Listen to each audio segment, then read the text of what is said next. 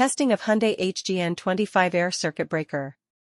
The basic settings will be set by the customer. For testing we use 220-volt AC power supply. First we trip the breaker manually.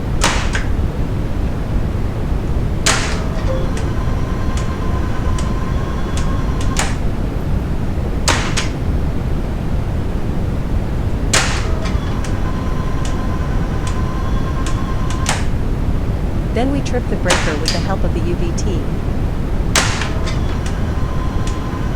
Next we perform a short time delay test and the breaker trips almost instantly.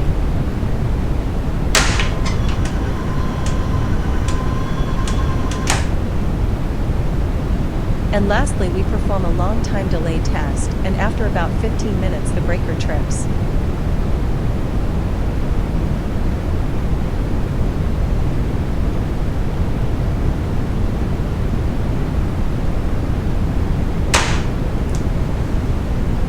It is now clear that the ACB air circuit breaker is working successfully and is ready to be delivered to the client.